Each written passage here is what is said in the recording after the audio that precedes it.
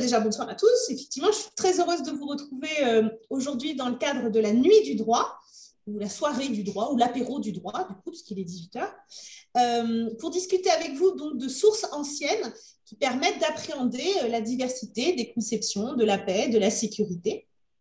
Alors, pourquoi cette table ronde?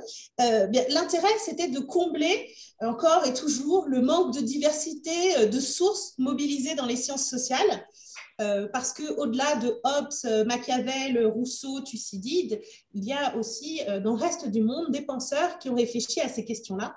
L'idée était aussi de les mettre en valeur. Alors, pourquoi ce constat, justement?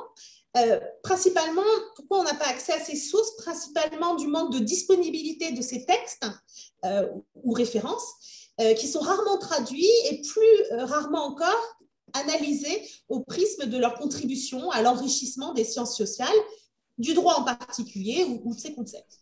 Alors, l'idée pour nous ce soir, c'est de contribuer au défi du décentrement de l'enseignement et de la réflexion sur le droit international et les relations internationales ou l'histoire, en introduisant ces débats et une sélection de références que j'imagine pour la plupart méconnues des spectateurs qui sont là.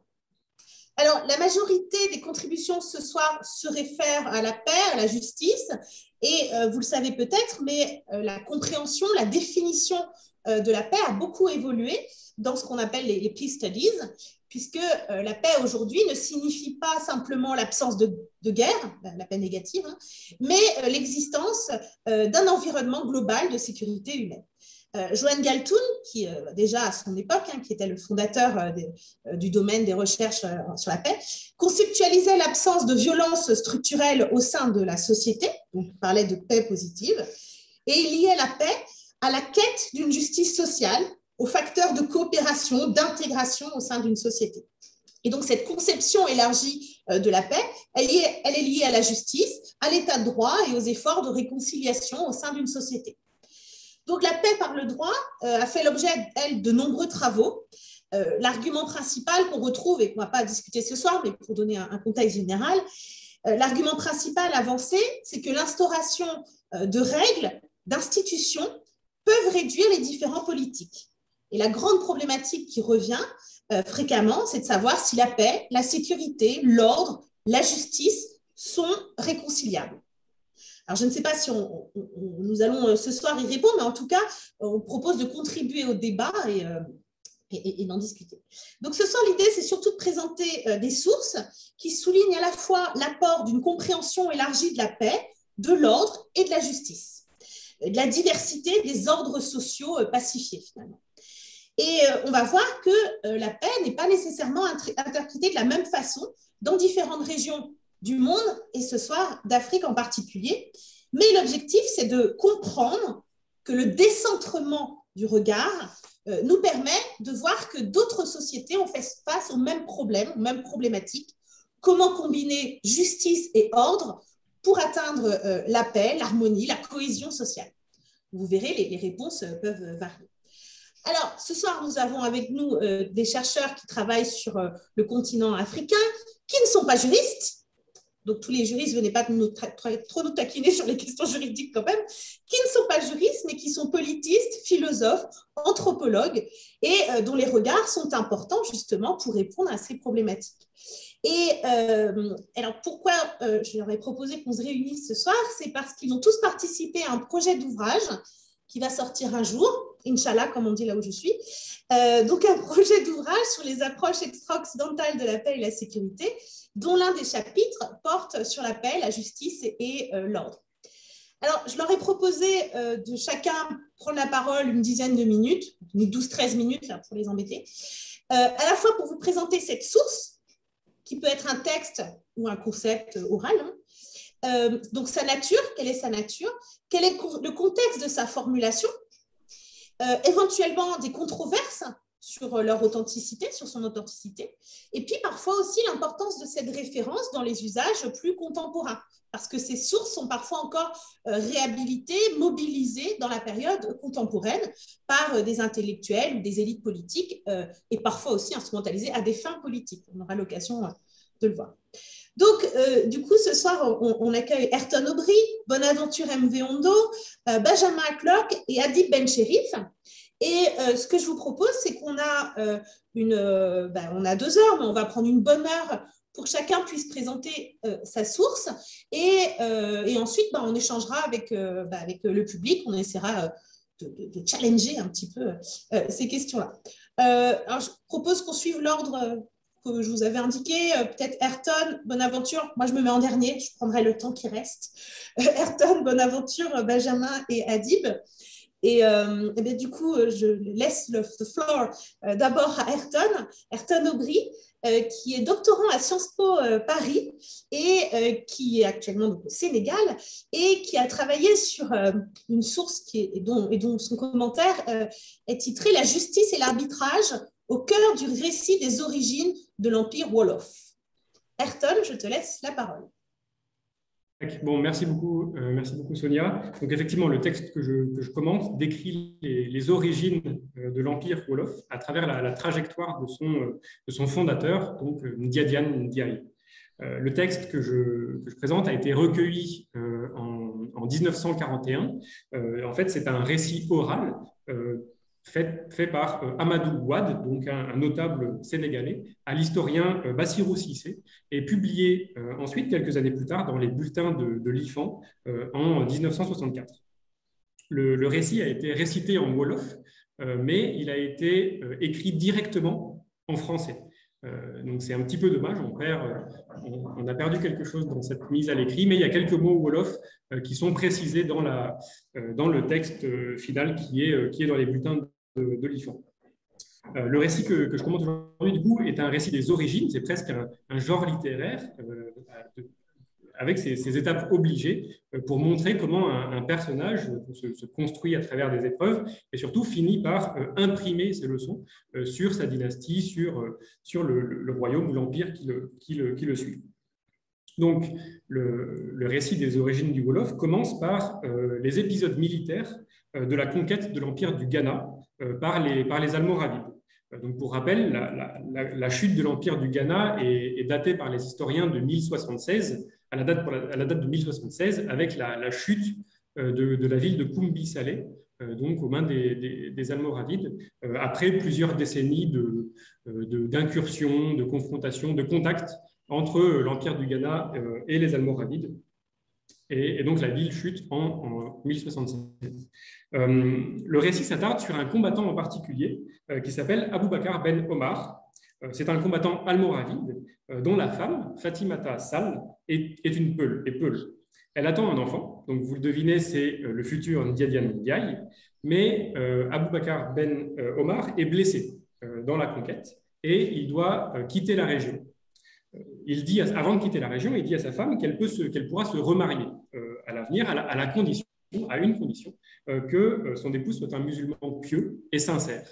Donc voilà, donc quelques années plus tard, alors que Ndiadian Ndiaye est un adolescent ou un jeune adulte selon nos critères, elle décide de se remarier justement en respectant ces conditions, mais avec un ancien esclave de son ancien mari Aboubakar. Donc, Ndiadian Ndiaye trouve ce mariage inadmissible, insupportable, et il menace de se suicider à plusieurs reprises. Et finalement, il met ses menaces à exécution et il se jette dans le fleuve. On parle du fleuve Sénégal. Donc, il se jette dans le fleuve, mais Ndiadian Ndiaye, il sait nager et finalement, il sort du fleuve de l'autre côté de la rive de l'autre côté du fleuve.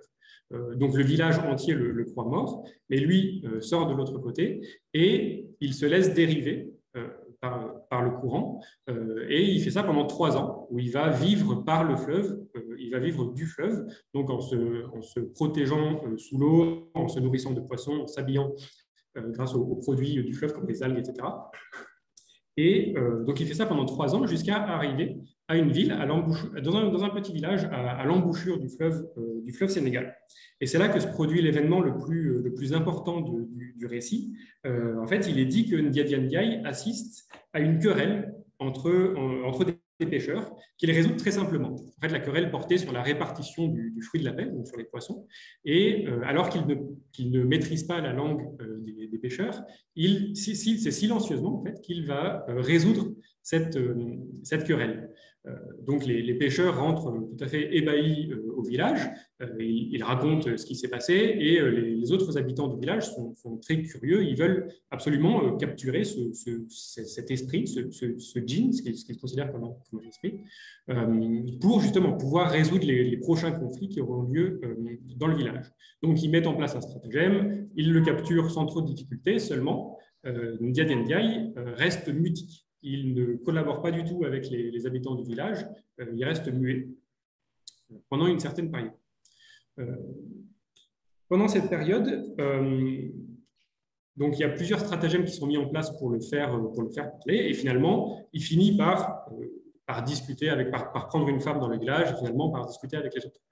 Mais pendant ce temps, il y a un groupe de villageois qui part consulter le roi du Sine, qui est aussi un voyant, pour qu'il se prononce sur cet événement. Donc, c'est avant qu'ils se mettent à parler. Et donc là, je vais vous lire un extrait du texte où on a la réaction du roi du Sine, donc le voyant, qui leur dit « Celui que vous avez capturé à Mengeni, donc c'est le village en question, n'est point sorti des eaux comme vous le croyez. Il n'est point un djinn, donc un esprit, mais un simple homme. Cependant, il est d'une descendance illustre, et il sera le grand roi d'un immense empire. Quand vous serez de retour chez vous, dites aux gens de Mengeni et des pays environnants de se regrouper tous sous son autorité. En ce qui me concerne, et pour vous donner une preuve de sa haute naissance, je mets ma couronne à ses pieds. Tout mon état, le Sine, tous mes sujets, les Sérères, sont à lui. Dites-le lui. » Donc, on a donc très rapidement un premier royaume qui se place sous l'autorité de Ndiaye Ndiaye, le Sine, auquel s'ajouteront ensuite plusieurs royaumes, ce qui est décrit dans le récit, qui formeront d'ailleurs du coup l'empire du Jolof. Et donc, c'est tout ça qui continue ce récit des origines. Voilà. Donc, à partir de ce récit, que je vous ai présenté de manière très, très sélective et pas du tout exhaustive, je développe plusieurs points dans le chapitre. Et donc, je vais essayer de revenir un petit peu sur quelques-uns de ces points ici. Et ça va être aussi une opportunité pour moi de vous présenter les différentes versions de ce récit qui existent. Le premier point sur lequel je voudrais revenir, c'est celui de la généalogie. En fait, j'ai insisté au début de ma présentation sur le combattant almoravide, donc le père de Ndiaye Ndiaye, parce que dans d'autres versions, justement, on fait de Ndiaye Ndiaye un des descendants d'Abu Derdey, qui aurait été envoyé, en fait, il y a beaucoup plus longtemps, dans la région par le prophète Mohammed lui-même pour convertir cette région à l'islam. Et donc là, on a deux versions qui diffèrent. La plus récente étant celle qui fait de Ndiaye Ndiaye le fils d'Abou Bakr, le combattant almoravide.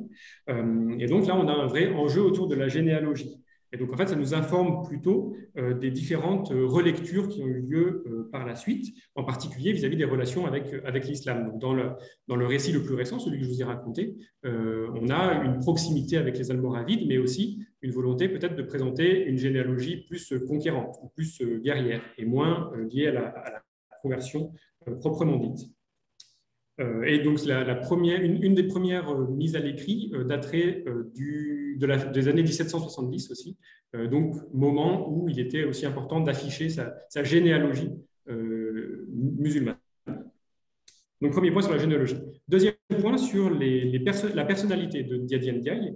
Et c'est ça, en fait, qui me semble le plus marquant dans ce récit. C'est la référence systématique de la capacité de Ndiaye Ndiaye de résoudre pacifiquement les conflits. C'est instructif, à mon avis, à plus d'un titre.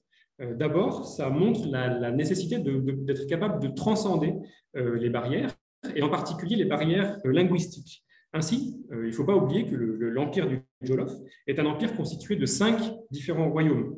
Je ne l'ai pas dit dans ma présentation du récit, mais 3 langues en dehors du français sont mobilisées. On a le Wolof, le Pulaar et le Sérère. Et d'ailleurs, Ndiadian, en CRR, c'est expliqué dans le texte, renvoie à tout ce qui est extraordinaire.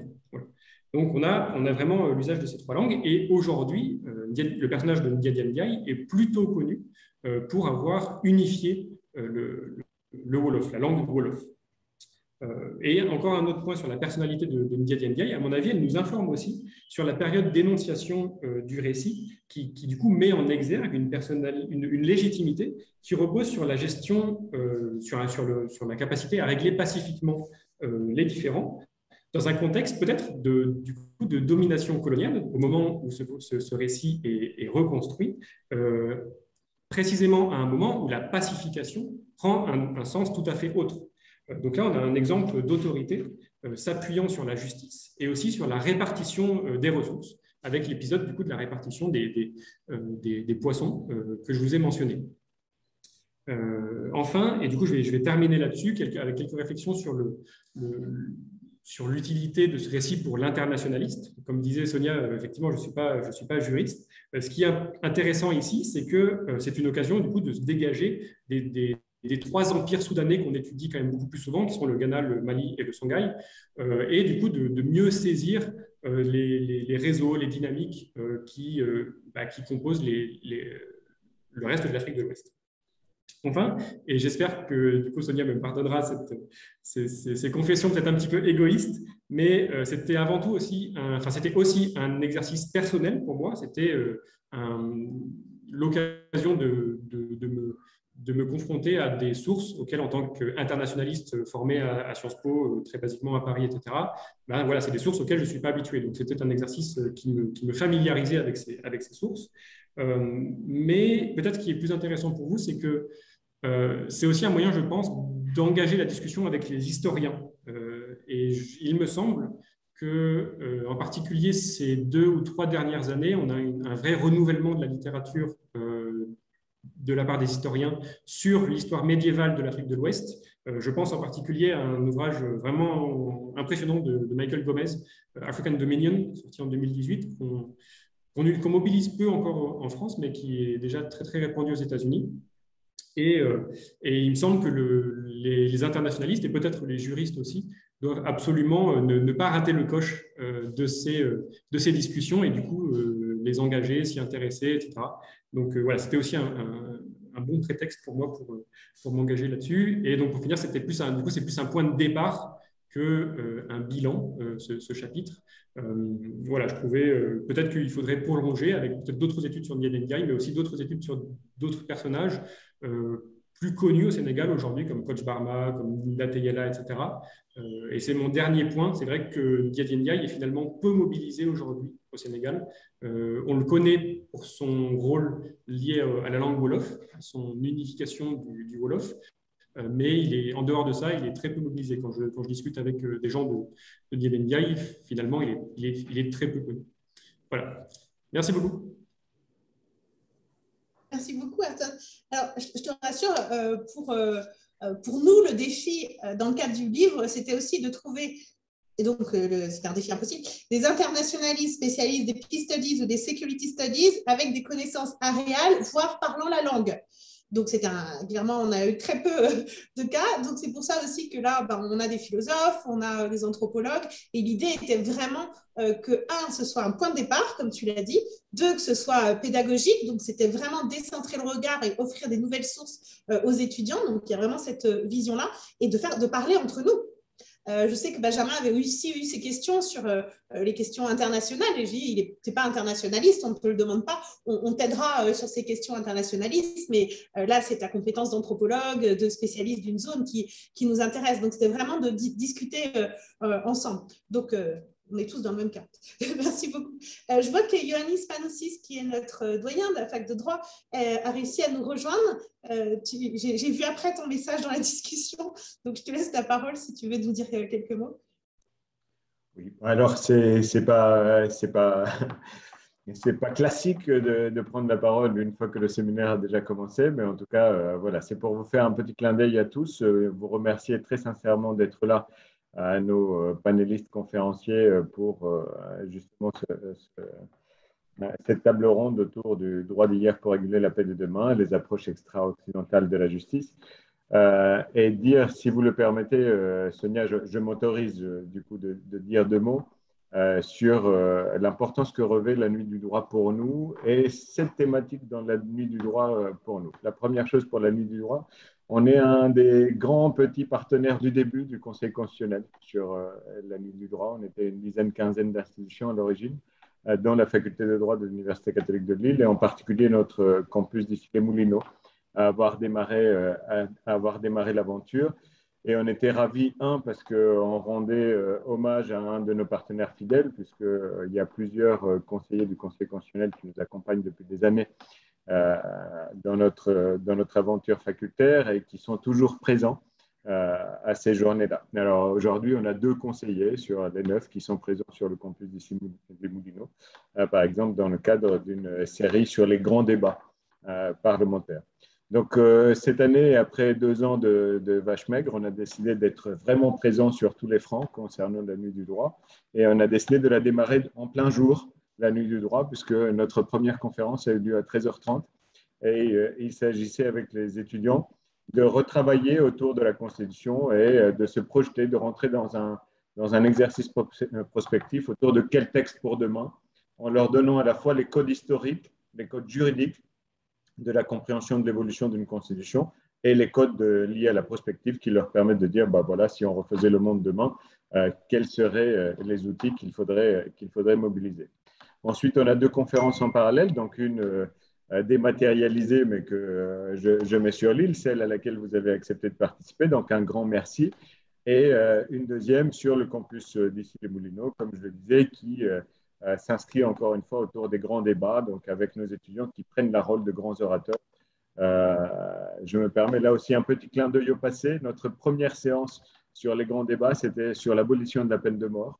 Et jeudi dernier, on a fêté les 40 ans de la loi sur l'abolition de la peine de mort. Donc c'est là aussi, on voit bien qu'il y a des sujets qui continuent à rester vivants et sur lesquels nous, on est très attachés à les faire vivre. Et une dernière, où plusieurs de nos collègues travaillent avec l'Institut des hautes études du ministère de l'Intérieur sur la question des nouvelles formes de mobilité, avec le volet sécuritaire pris en considération et la manière dont il faut inscrire cela. La deuxième raison pour laquelle je suis très fier, je la porte dans ce séminaire-là en particulier pour la nuit du droit, c'est parce que ce séminaire, bien que autonome, il se suffit à lui-même naturellement avec un sujet comme celui-ci et avec la belle publication, donc des questions derrière, il s'inscrit pour nous, si je le mets dans une suite logique, comme le prolongement de notre masterclass sur les peace studies qui a eu lieu il y a 10 jours maintenant, donc qui s'est clôturé il y a 10 jours et qui est l'ode à l'interdisciplinarité, l'ode pour la paix, l'ode sur la communication droit sciences politiques, droit international, relations internationales. J'entends parler d'internationalisme depuis tout à l'heure, je me sens internationaliste et je suis juriste, donc tout va bien, c'est un langage qui me plaît. Et donc voilà, on voit bien, on s'inscrivait pour la 2e année consécutive sur une thématique particulière, Beyond the West and the Rest. Et donc là, le fait d'apporter un regard sur les approches extra-occidentales de la paix aujourd'hui, c'est encore la preuve qu'il ne faut pas rester eurocentré lorsqu'on touche à des sujets comme celui-ci et que le terme paix ne prend sens que lorsqu'il se manifeste dans toute sa pluralité, dans son pluralisme véritable de ce terme. Donc voilà, merci pour tout ce que vous allez apporter tout le long de ces débats-là.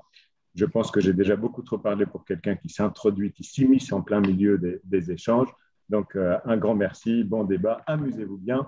Je ne pourrai pas rester avec vous jusqu'au bout et j'en suis sincèrement désolé parce que le sujet m'intéresse énormément. Mais mes réunions continuent encore et encore et jusqu'au bout de la nuit, malgré le fait qu'on est sur une journée qui s'appelle la nuit du droit. Voilà, moi je continue le droit de mes volets administratifs. Bonne continuation et merci de m'avoir invité, même tardivement. Merci. Merci, Yoannis. Donc, les joies aussi, malheureusement, de Zoom parfois, avec les problèmes techniques qui peuvent faire prendre des petits retards. Donc, merci quand même d'avoir pu prendre la parole et de remettre dans le contexte. J'ai oublié une chose importante. Ce séminaire, qui sera un succès, j'en suis sûr, on le doit aussi à Sonia. Donc, merci Sonia, parce que là, il faut quand même rendre hommage aux personnes qui sont à l'origine de bonnes idées. Tu es un acteur très actif, donc merci beaucoup. Et voilà, cette fois-ci, j'ai fini. Merci surtout aux intervenants que je sollicite souvent, et notamment le prochain, parce qu'on va passer du Sénégal vers l'Afrique centrale côtière, avec Bonaventure MV Ondo, qui est professeur de philosophie à l'université Omar Bongo. Et je suis très contente parce que je le retrouve ce soir, et je le retrouve aussi demain soir, puisque on a coordonné ensemble et avec Francis Akindes le dernier numéro d'Afrique contemporaine qui sera lancé demain soir. Donc c'est un plaisir de retrouver en ligne, et j'espère qu'on se verra un jour en vrai, puisque Bonaventure va nous présenter une autre source qui est le MVET. Qu'est-ce que c'est, Bonaventure? Alors, le MVET, c'est une série, ou du moins ce sont des récits mythiques, épiques, proférés par des joueurs de MVET.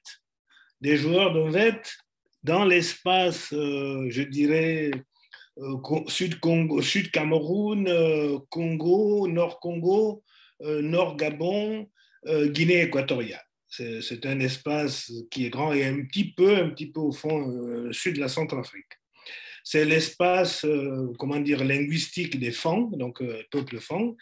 Et ces récits sont des récits qui sont chantés, mis en scène par celui qu'on appelle donc le barde qui est celui qui chante ces épopées. Alors la différence, à l'époque, on avait avec Liliane Questelot, je fais un clin d'œil à notre jeune collègue qui est à l'IFAN. Liliane Questelot était une grande dame qui a travaillé à l'IFAN sur la littérature africaine et qui a notamment publié nombre d'anthologies sur les épopées, sur les mythes, etc. Et nous avons publié ensemble quelque chose qui s'appelait Les épopées d'Afrique noire. Et j'avais travaillé notamment sur le volet des épopées d'Afrique centrale et présenté le VET.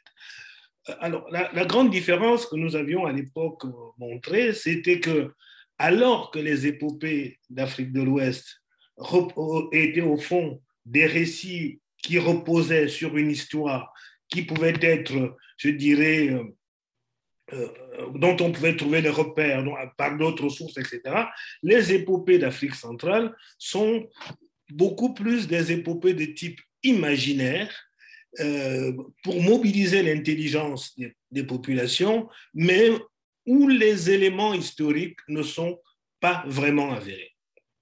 Alors, il y a eu plusieurs récits de faits qui ont été, publiés, que ce soit au Cameroun ou au Gabon, notamment par Hébert Pépère qui avait publié un VET de Zuengema, qui est une édition, je dirais, bilingue, Fang et français, et qui a été l'une des premières vraiment originales.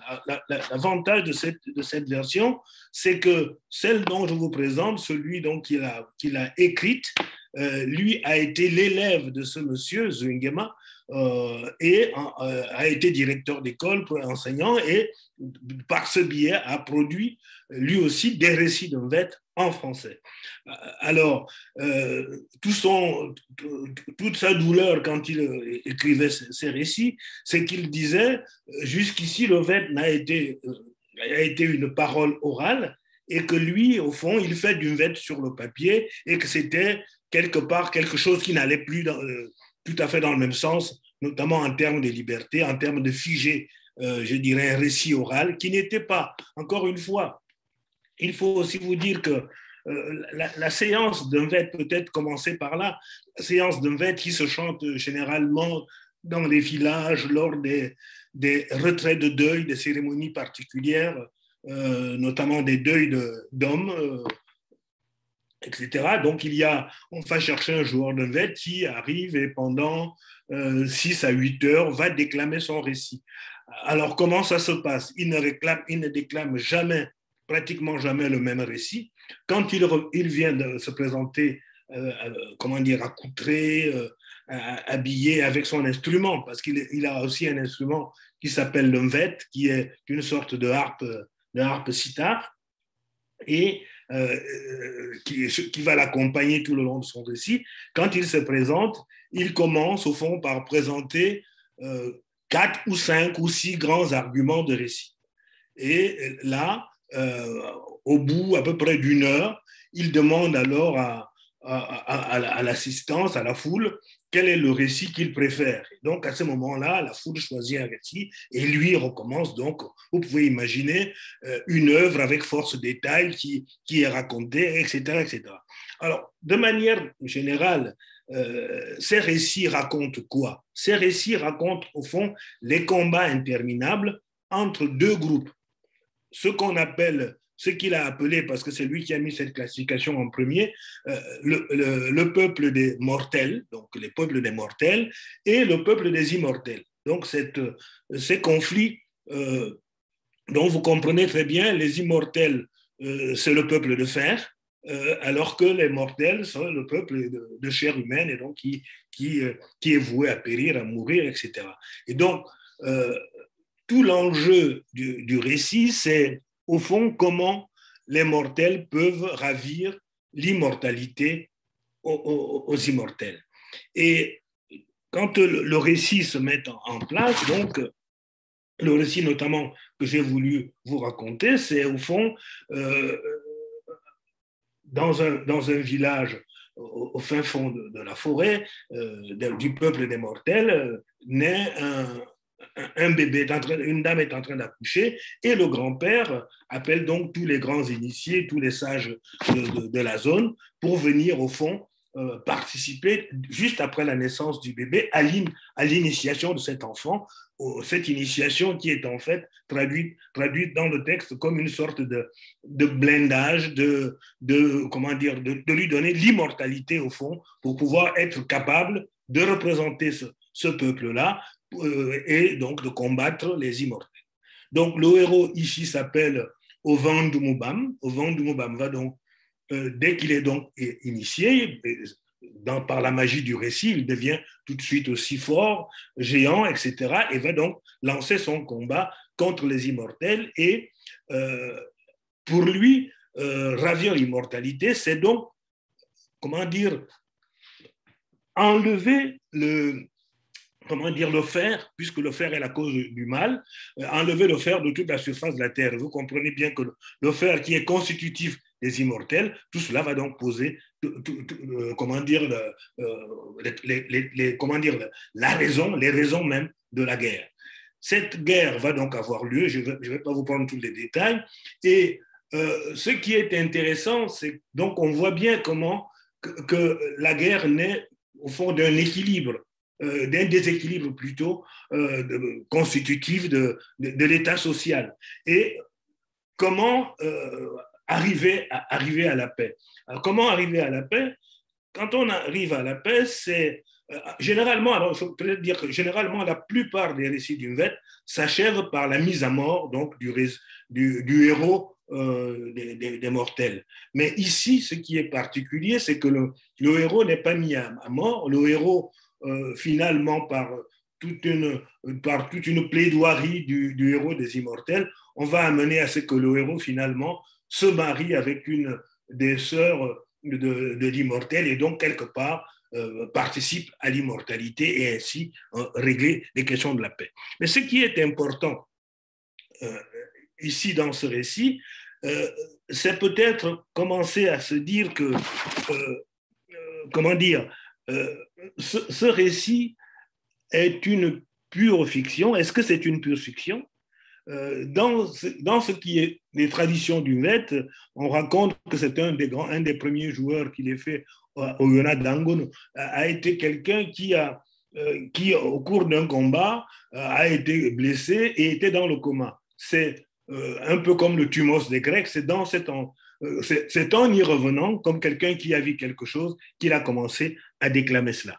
Alors, ensuite, ce qu'on sait, notamment dans le récit de l'auteur que je présente ici, Tirandong Dutumu, Tirandong l'a écrit, je dirais, entre 1958 et 1970. Et le récit, le premier tome a été publié en 72. Donc, vous voyez cette époque qui est l'époque des indépendances. Donc, on peut s'interroger pour se dire, est-ce que ce récit, finalement, qui se met en place dans la Constitution d'indépendance, est-ce qu'il ne pose pas un certain nombre de problèmes?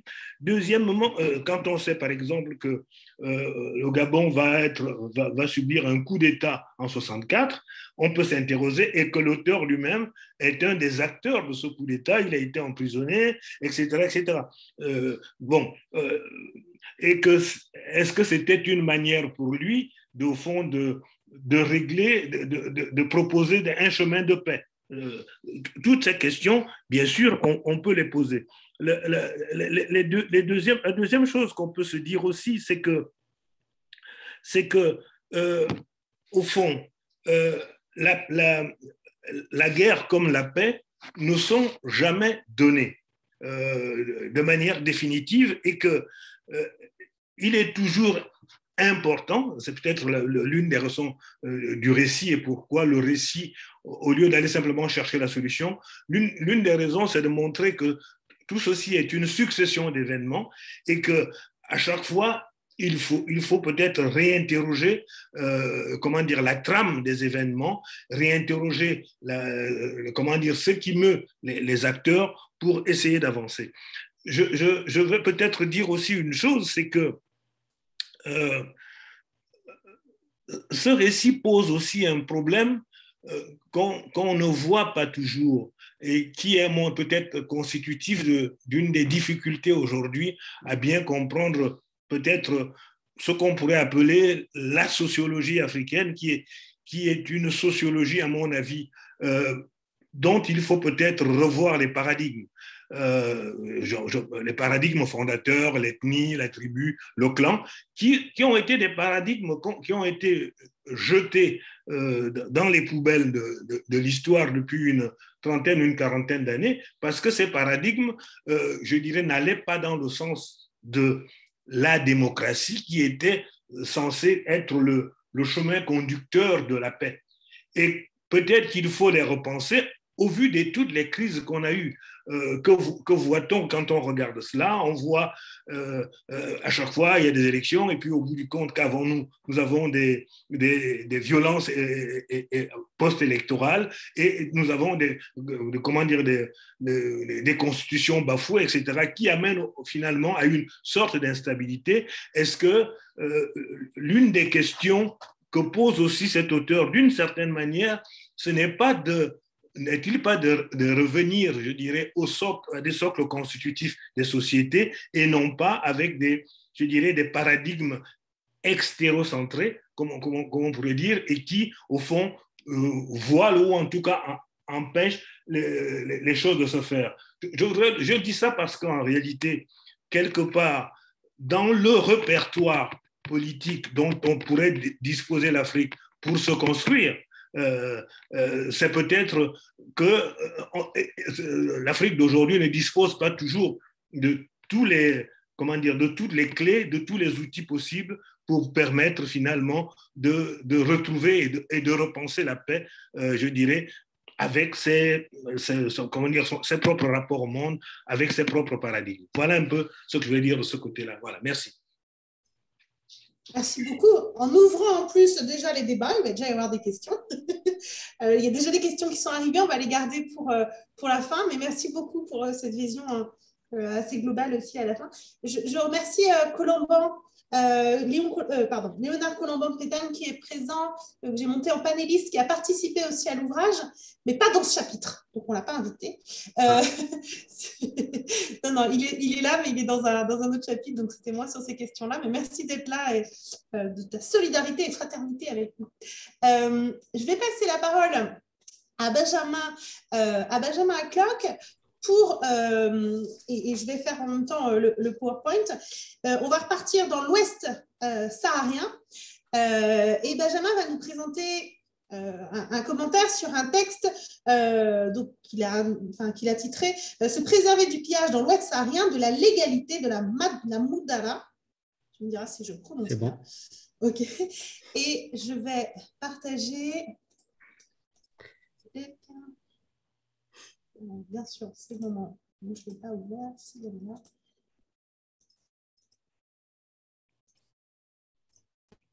Est-ce que tout le monde voit bien? Oui. Oui, il faut peut-être le mettre un peu plus centré. Oui, c'est bon. Ouais. En diaporama. C'est bon. Il faudrait le mettre en diaporama. Là, c'est bon? Si tu peux le mettre, voilà, c'est bon. Moi, Super. je l'ai en diapo. Ah, ok, c'est bon. Merci, Oui. Benjamin. Donc, je voudrais vous parler d'une pratique originale de l'Ouest saharien, donc un peu au nord du fleuve Sénégal. Cette pratique, c'est la moudara. Il s'agit d'un don préventif pour apaiser les pillards qui sinon risqueraient de saisir tous les biens. La moudara, qu'on pourrait traduire par adoucissement ou consolation, est une pratique coutumière en usage dans les Mauritanies et Sahara occidental actuelles, surtout à la période précoloniale. Je présente dans mon texte des extraits d'un ouvrage supposément rédigé à partir de 1821, le célèbre Kitab el-Badiya du cheikh Mohamed el-Mami. L'auteur y justifie juridiquement cette pratique et il défend la répartition de la charge de la moudara sur la collectivité, c'est-à-dire soit la ville, soit la tribu, soit la caravane, peu importe. Avant d'aborder plus avant la question, laissez-moi présenter la société où ont émergé ces débats. La Mauritanie et le Sahara occidental couvrent une contrée désertique où l'unité politique de base est la tribu, c'est-à-dire les descendants d'un ancêtre commun. On y parle un dialecte arabe, le hassaniya, et jusqu'aux années 70, la majeure partie de la population était nomade. Sonia, si tu veux bien passer à la diapo suivante. La Mauritanie de l'Ouest, c'est-à-dire ici la Guibla, le Sahel et l'Adrar, dans cette partie, la structure sociale est caractérisée par une nette différenciation fonctionnelle des tribus nobles. D'une part, les porteurs d'armes, qu'on appelle Hassan ou Arabes, qui s'imposent par la force. D'autre part, des religieux, nommés Zoya ou Tolba, qui s'appuient sur le savoir islamique et ou la puissance thaumaturgique. La situation est bien plus labile à mesure qu'on se rapproche de Tombouctou et les deux statuts peuvent apparaître au sein de la même tribu dans ces régions-là. Dans ce contexte, les Zoya, qui prétendent à la noblesse religieuse, n'ont pas recours à la violence des armes, sauf à eux-mêmes changer de statut. N'ayant pas les moyens de se défendre, sauf à compter sur la justice divine, s'est élaboré un genre de raquette institutionnalisée sous le nom de Moudara, où un propriétaire de bétail, un caravanier, une ville, verse des biens pour éviter d'être totalement pillé. Il ne s'agit pas d'un droit de passage, plus formel et strictement lié au commerce, ni d'un tribut dont le versement régulier manifeste la reconnaissance d'infériorité sociale et dont le caractère héréditaire n'est pas conforme au droit musulman. La moudara est théorisée comme un don destiné à fluidifier les rapports sociaux, comme on dirait dans un autre contexte.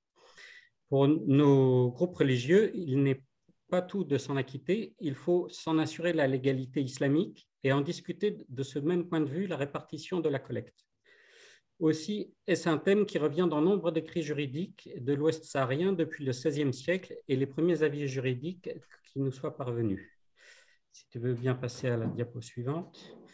Le Kitab el-Badiya propose parmi d'innombrables sujets une discussion autour de cette pratique et les prescriptions juridiques de l'auteur dans le cadre du droit malékite.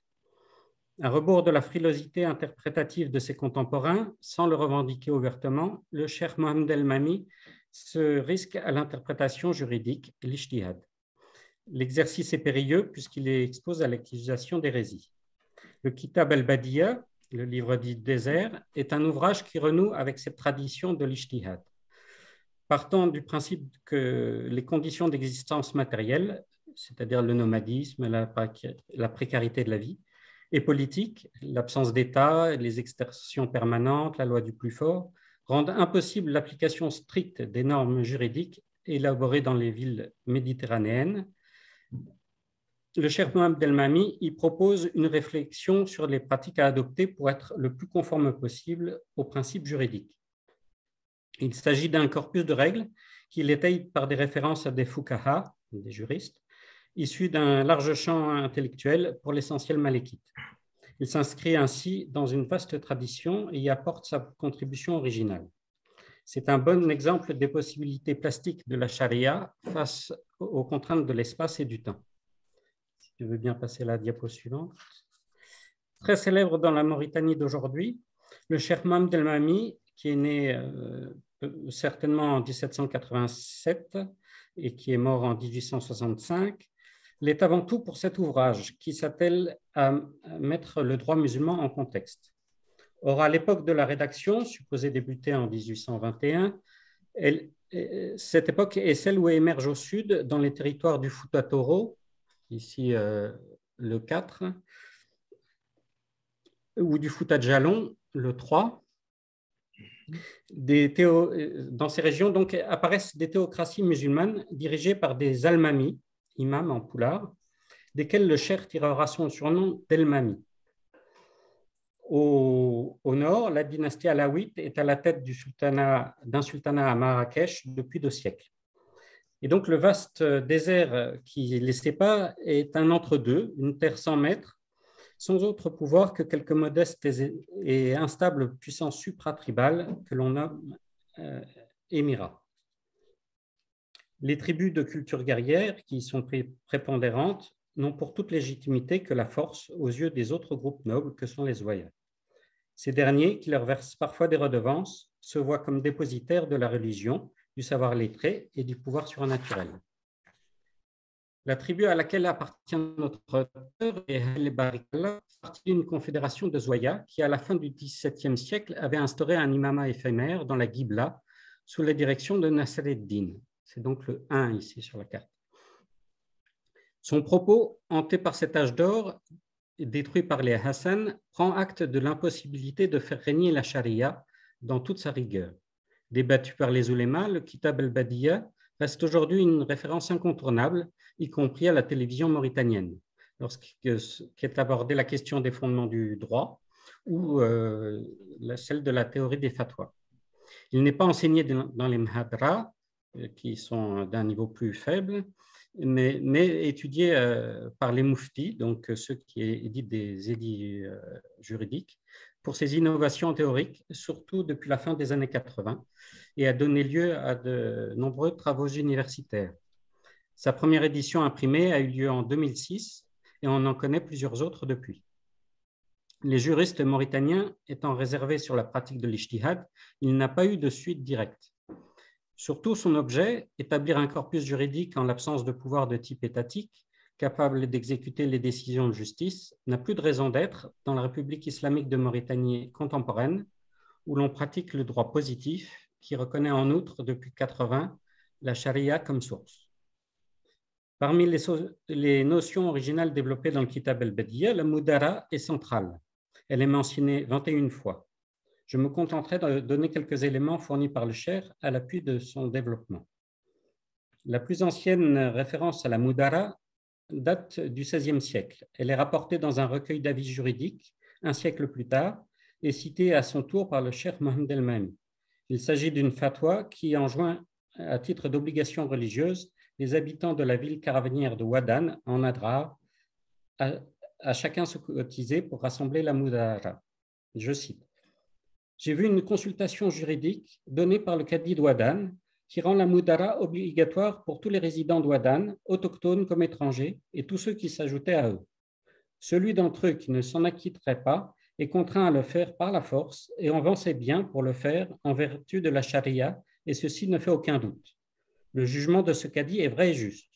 Le fait que la Mudara incombe à tous est évident. Elle reste une dette due par celui qui refuse de s'en acquitter, une dette dont il ne peut s'affranchir que par son règlement.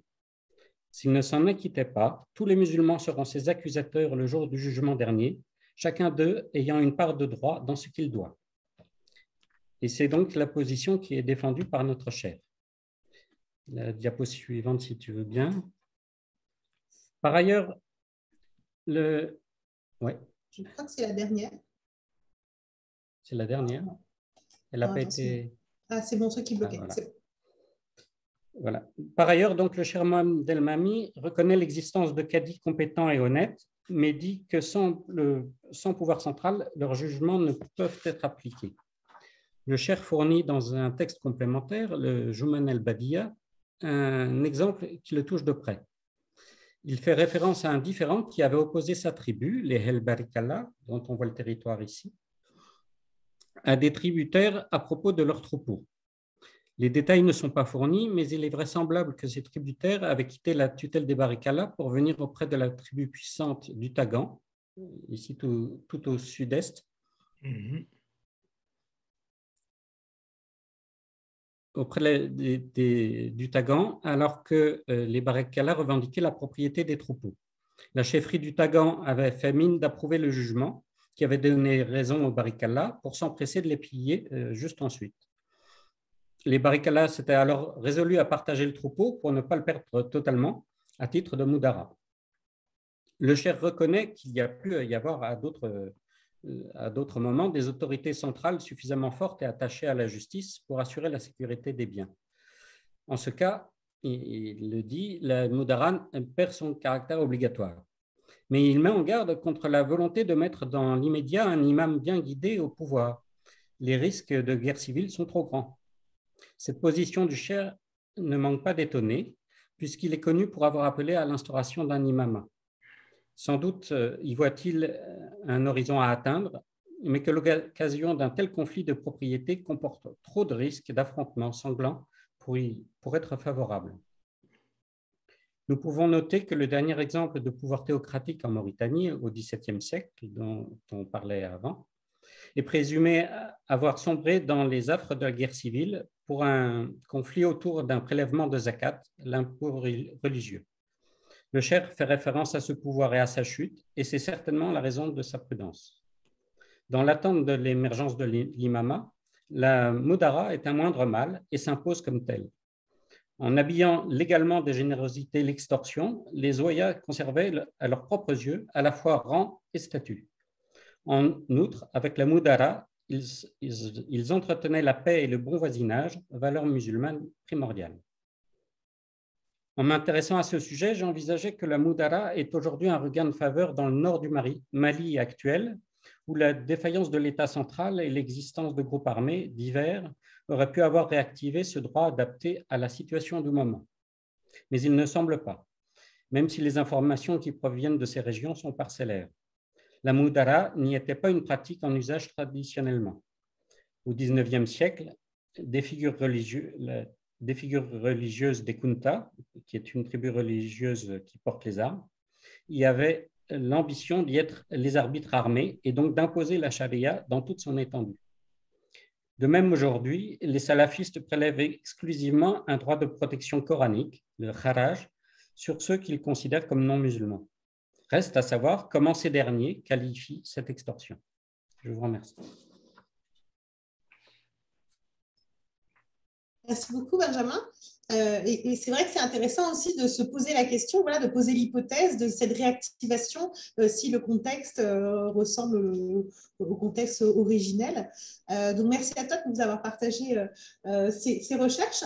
Je vais, sans plus attendre, donner la parole à Adib Ben-Cherif, qui est actuellement au Canada et qui est professeur adjoint en sciences politiques à l'université de Sherbrooke et qui, lui, se demande si finalement, si l'émir Abdelkader serait un précurseur du droit international humanitaire.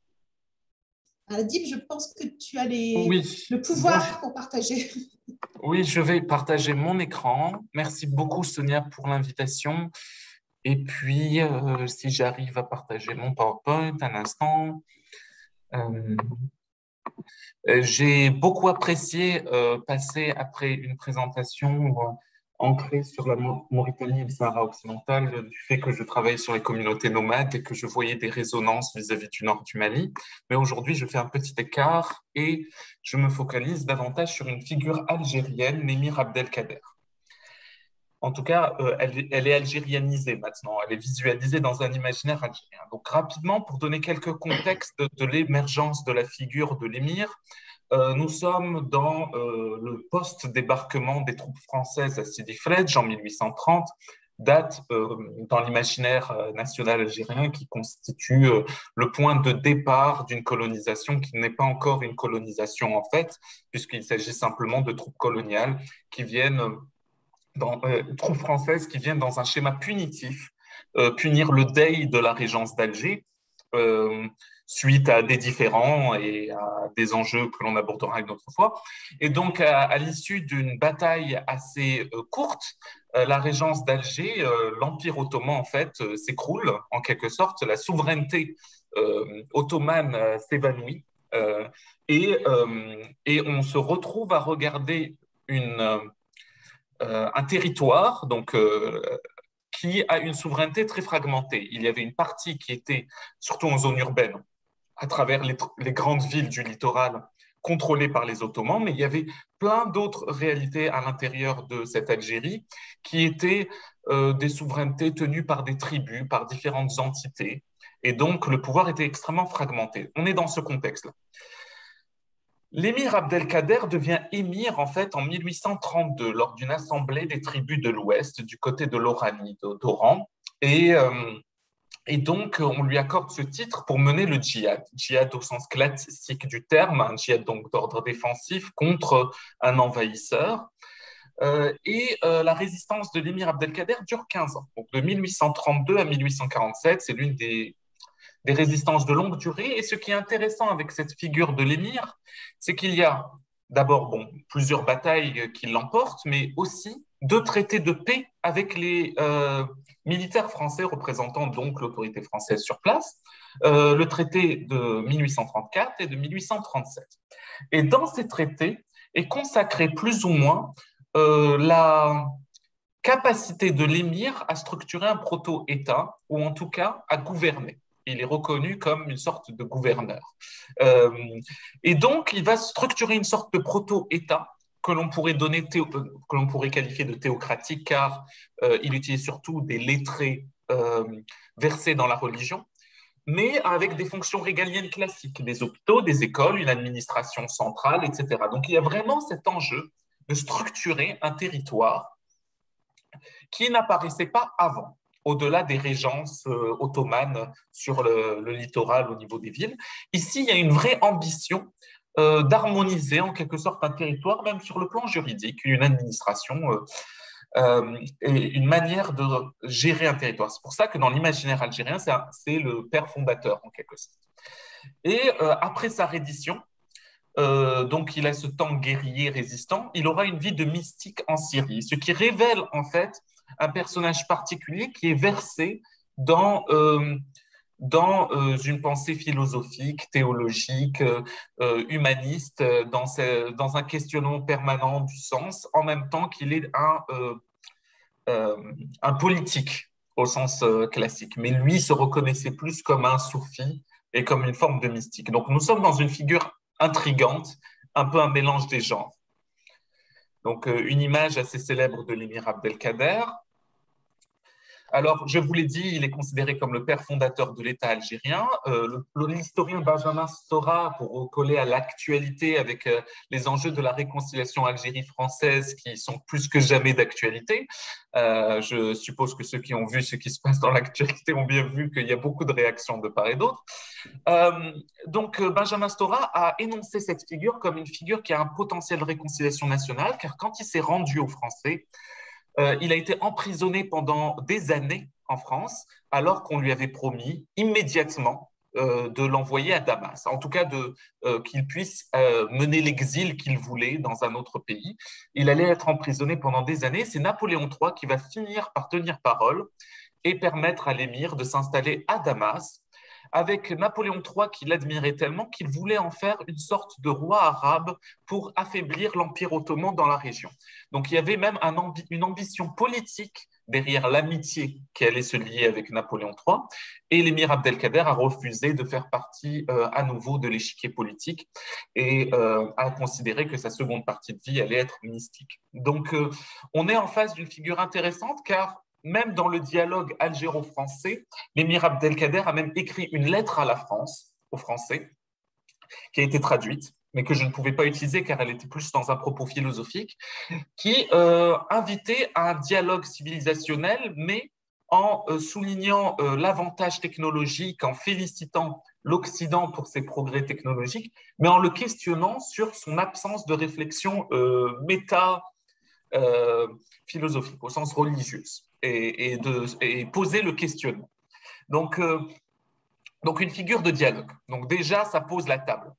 La diplomatie algérienne le mobilise comme une figure de résistance, comme un père fondateur, comme pour nourrir l'imaginaire nationaliste. Et il est étudié au sein du programme scolaire algérien. C'est l'une des grandes figures que j'ai étudiées, par exemple, moi, au secondaire, lors de mon collège, parce que c'était la figure résistante que l'on admire tous. Il y a plein de monuments, il y a une université qui porte son nom à Constantine. Donc, c'est une figure qui est présente dans l'espace public, qui est très présente en Algérie. Et en plus de ce volet-là, qui est porté par la diplomatie algérienne, de sa résistance et du côté père fondateur, il y a le côté grand humaniste. Et le moment où ça se cristallise, c'est surtout en 2013, lors d'un colloque organisé par la Fondation de l'émir Abdelkader et le Comité international de la Croix-Rouge. Et là, on est en train de raccrocher, et la diplomatie algérienne est très proactive à ce moment-là, raccrocher l'émir Abdelkader au droit humanitaire et de dire il y a même antériorité de l'émir Abdelkader sur la structuration d'un droit humanitaire. Et alors, il a fallu que je cherche. Il y avait beaucoup de correspondances de l'émir en arabe et en français, traduites en français, je veux dire, ou celles des généraux français qui lui écrivaient, qui abordaient son rapport humanitaire, mais il n'y avait rien qui permettait d'avoir un texte structuré qui nous disait sa démarche. Et ici, j'ai réussi à le trouver grâce à une traduction en français de Charles Henry Churchill, qui est l'une des rares biographies de l'émir. Il s'est beaucoup entretenu avec lui, et ici, il s'agit de propos donc rapportés par ce militaire britannique. Et donc, le décret suivant fut aussitôt rédigé quand il a vu le mauvais traitement que certains hommes à lui, donc de l'émir, faisaient des chrétiens, donc, et principalement des Français. Donc. Et donc, il a décidé de décréter que tout arabe qui amènera un soldat français ou un chrétien sain et sauf sera recevra une récompense d'un montant de $8 pour un homme et $10 pour une femme. Tout arabe ayant un Français ou un chrétien en sa possession est tenu pour responsable de la façon dont il est traité. Donc, il y a une responsabilisation du traitement de prisonniers. Il est en outre tenu sous peine de la sanction la plus sévère. Il y aura des sanctions même physiques. Donc, bon, c'est un volet ici un peu moins humaniste, mais pour dire qu'il y avait une réelle coercition sur le respect du prisonnier, de conduire sans délai le prisonnier soit au khalifa le plus proche, soit devant le sultan lui-même. Donc ici, on est en face d'une autorité centrale. Ce faisant, il recevra la récompense promise. Au cas où le prisonnier se plaindrait du plus léger sévice, l'arabe qui l'a capturé perdra la récompense indiquée. Donc il y a réellement un souci de créer un droit des prisonniers et de s'assurer d'un traitement juste et honorable par rapport aux prisonniers, même d'une religion qui n'est pas la religion musulmane. Donc ici, ce décret va être suivi d'une application stricte rapidement. Et par contre, l'émir Abdelkader essayera, donc ça c'est un passage intéressant, essayera de demander à ce que ce soit réciproque, mais cela ne sera pas appliqué par les autorités militaires françaises qui s'est attesté dans les documents de Bellemare, une biographie écrite par un Français, et aussi au sein de Churchill, qui cacheront même parfois le traitement qui a été fait des Français par l'émir pour ne pas démoraliser les troupes. Puisqu'il y avait une différence de traitement sur le plan, on pourrait dire, moral ou humaniste en tout cas, par rapport aux prisonniers. Et donc, une première codification du droit de la guerre a lieu en 1864 avec la première convention de Genève qui est vraiment revisitée bien plus tard, etc. Donc, je ne le dirai pas aux juristes, mais bon, ici, il s'agit vraiment du document préliminaire. Henri Dunant arrive en Algérie dans les années 50. On peut supposer donc que c'est un contemporain de ce qui se passe en Algérie, mais il n'a jamais été énoncé, notamment par la Croix-Rouge en 2013, du lien existant entre Henri Dunant et l'émir Abdelkader, ou une possible influence d'Henri Dunant et de l'émir Abdelkader par l'émir Abdelkader. Il est simplement énoncé que c'était des contemporains qui avaient la même préoccupation pour la Croix-Rouge, pour l'imaginaire algérien, l'émir Abdelkader est antérieur et serait le précurseur qui aurait influencé le droit international humanitaire. La réalité, elle est probablement entre les deux. Est-ce que l'on peut dire qu'une idée qui a émergé, sachant que l'émir Abdelkader était l'une des plus grandes figures du 19e siècle, particulièrement en Europe francophone, n'a pas influencé un imaginaire qui se serait progressivement diffusé et l'idée aurait fait son chemin? C'est difficile de le démontrer, mais c'est difficile aussi de l'écarter. Donc, pour moi, il y a une sorte d'entre-deux ici, où la Croix-Rouge a fait un compromis en disant qu'il y a un aspect contemporain aux deux figures, sans reconnaître l'idée d'une généalogie stricte. La pertinence de la source. Alors, c'est l'une des rares biographies documentées basées sur de longs échanges avec l'émir. L'avantage, c'est aussi un Britannique qui n'est donc pas une source française, et parce qu'ici, on est toujours en face d'une relation un peu ambiguë quand on pense à Bellemare, sur l'admiration qu'il a de l'émir, qui est quasi naïve et très romantique, mais en même temps le fait qu'il est parti du conflit. Alors que dans le cas de cette source britannique, on a quand même une perspective un peu plus à distance, mais qui a été rééditée à plusieurs reprises en Algérie, donc réappropriée finalement comme une source nationale. Elle est utilisée par les acteurs gouvernementaux, les représentants diplomatiques. Elle a été rééditée et même préfacée. Il y a un avant-propos de Bouteflika dans une que j'ai consultée. Donc, cela inscrit dans un imaginaire post-colonial, etc. Elle permet de démontrer la structuration et la codification extra-occidentale de principes humanitaires. Le questionnement de la généalogie, je viens de vous l'énoncer. Et on voit l'intériorisation et la diffusion de cette norme à haute vitesse dans un territoire qui est encore en train de se structurer, de créer une forme de souveraineté quand même. Donc, c'est intéressant de voir sa diffusion rapide et son respect. Le problème venant avec la source, et je finirai avec ça. Ce sont des propos rapportés. L'émir Abdelkader, il y a eu une forme il y a des mémoires qui ont été faits par l'émir Abdelkader, mais qui répondent à d'autres critères, d'autres enjeux et autres. Donc, ce n'est pas lui-même qui s'exprime. Et c'est des propos rapportés en espérant le plus fidèlement possible, mais il y a un enjeu ici. Il y a un biais élitiste qui est évident dans le texte. C'est-à-dire que l'admiration de l'émir est incroyable. On voit qu'il est vraiment encensé. Qu'il soit admiré pour plein de raisons, notamment pour le fait qu'il a évité un massacre des Syriens, des chrétiens en Syrie quelques années plus tard, explique à quel point il est fêté, c'est une très grande figure humaniste. Bien. Mais à côté de ça, tous les autres chefs arabes ou d'autres communautés, toutes les autres populations sont vues comme des populations qui n'ont pas vraiment d'agence, qui suivent simplement leur grand chef éclairé, et qui sont presque arriérés, genre au sens où n'ont pas une capacité à s'inscrire dans le même système de normes si on ne les oblige pas. Et c'est ancré dans tout le texte. Alors, y a-t-il eu un biais dans la retranscription? Est-ce que la perspective de l'émir Abdelkader était une perspective centrée par le dirigeant qui s'exprime? On peut se poser beaucoup de questions sur ce biais élitiste qui traverse le texte et qui n'est pas lu de manière critique.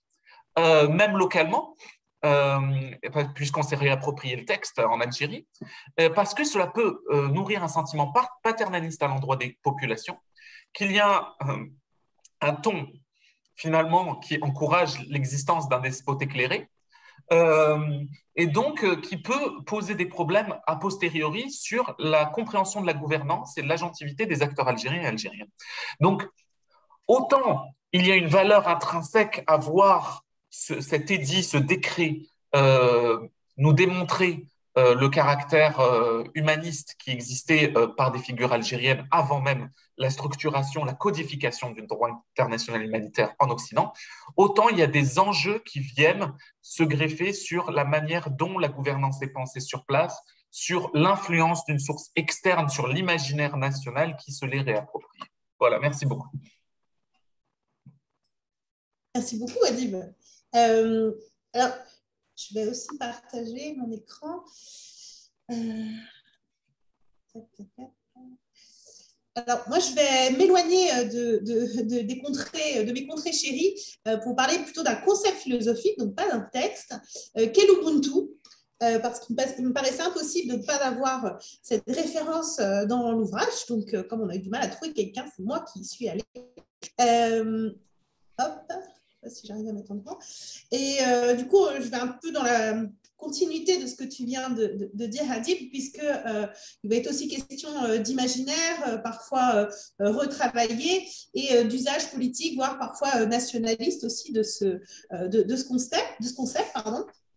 Alors, l'Ubuntu, c'est quoi à part un logiciel? Parce que vous avez compris que ça a été repris par une forme de logiciel, genre Ubuntu. L'Ubuntu, c'est au choix, et je vais vous expliquer pourquoi après, c'est au choix une qualité morale, un concept philosophique ou éthique d'Afrique du Sud, dont on retrouve l'équivalent dans de nombreuses langues bantoues.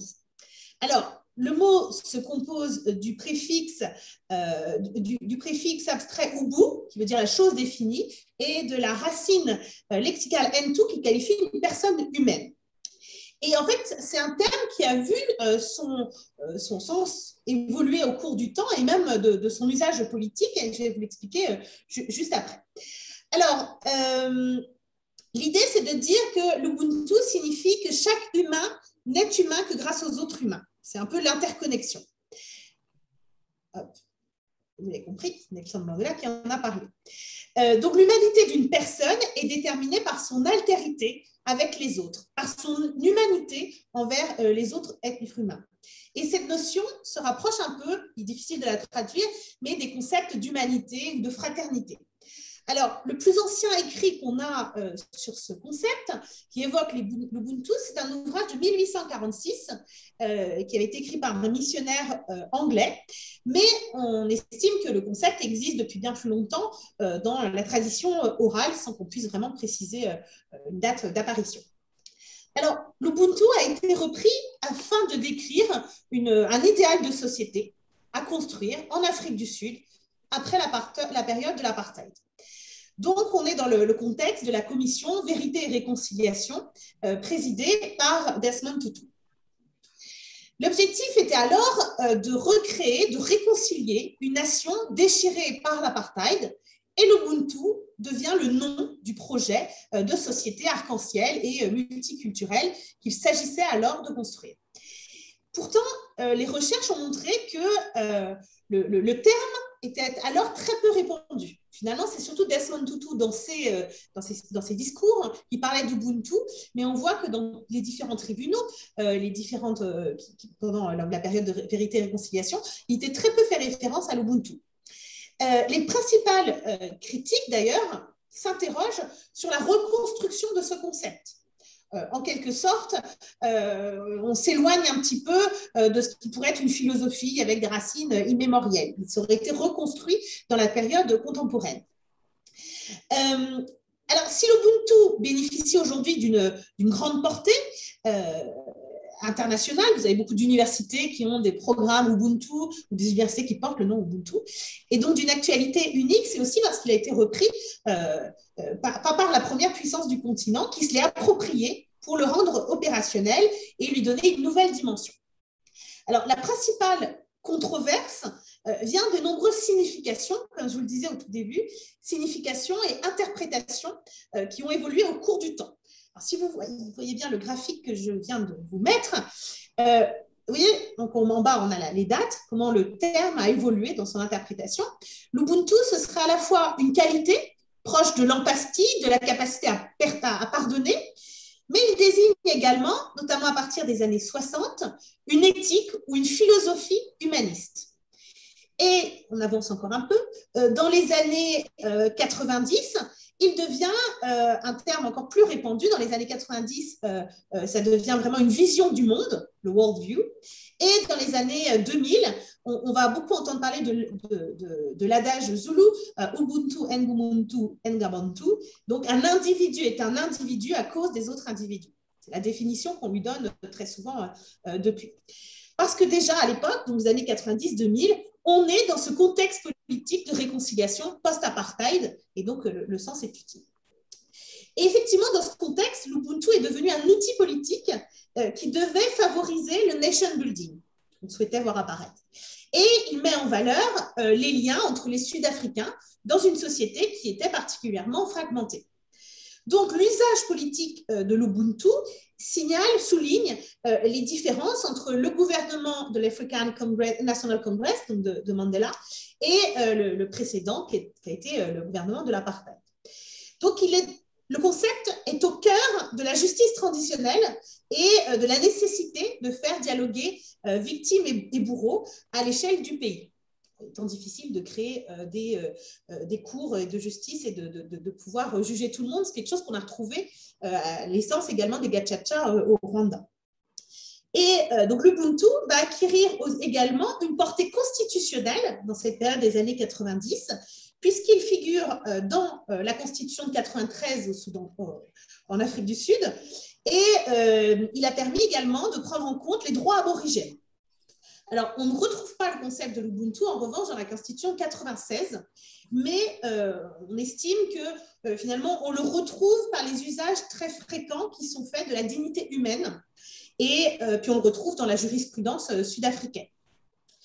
Et donc, cette dimension politique va se développer encore plus avec Thabo Mbeki, donc président de 99 à 2008, qui est celui qui se réfère le plus au passé précolonial de l'Afrique et spécifiquement à l'Ubuntu dans son projet politique.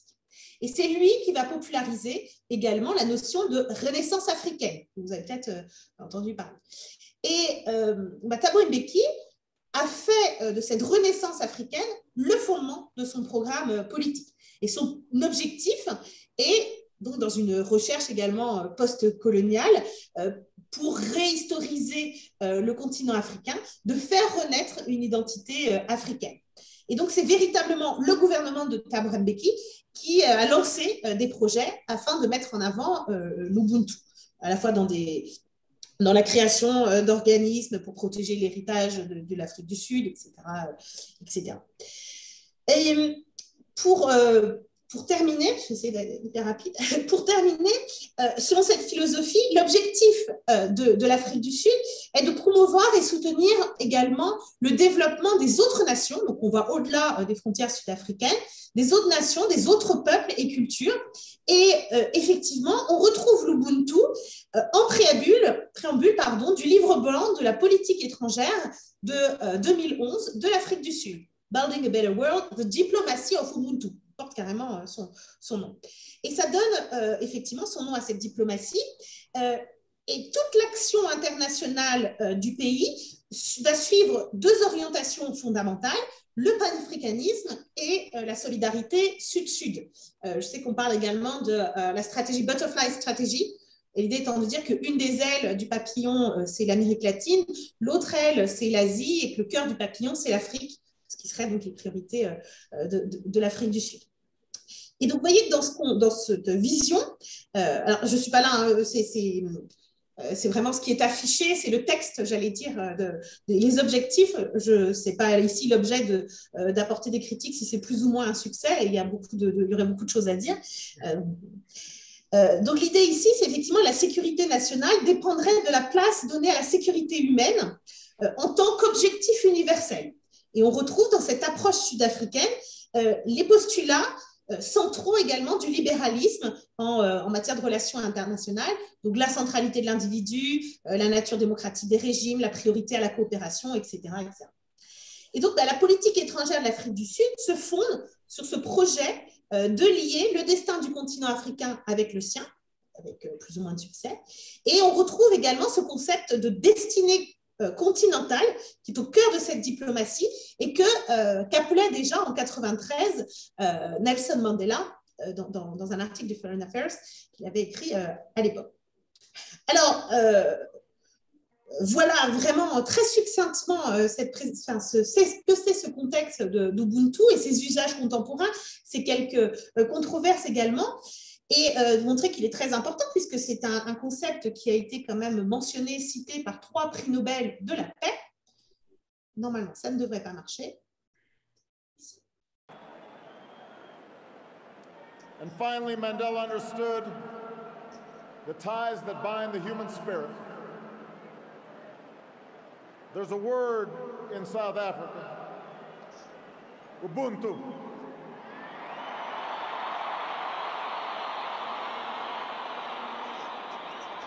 A word that captures Mandela's greatest gift. His recognition that we are all bound together in ways that are invisible to the eye. That there's a oneness to humanity. That we achieve ourselves by sharing ourselves with others and caring for those around us. We can never know how much of this sense was innate in him or how much was shaped in a dark and solitary cell. But we remember the gestures, large and small, introducing his jailers as honored guests at his inauguration. Je ne vais pas vous le mettre en entier, et vous l'avez écouté lors de l'enterrement de Nelson Mandela en décembre 2013 sous la pluie, où effectivement l'un des prix Nobel de la paix, Barack Obama, mentionnait cette question, ce concept de l'Ubuntu. Merci beaucoup. Et alors, c'est toujours compliqué d'intervenir et en même temps de modérer et d'animer, mais je vais passer la parole à la salle. J'imagine qu'il y a des questions. Le temps que les gens déjà posent leurs questions, peut-être je vais donner la parole à Sophie Victoire Trouillet. Laissez-moi le temps de trouver comment faire. Hop. Alors, Sophie, vous avez la parole. Vous pouvez poser votre question.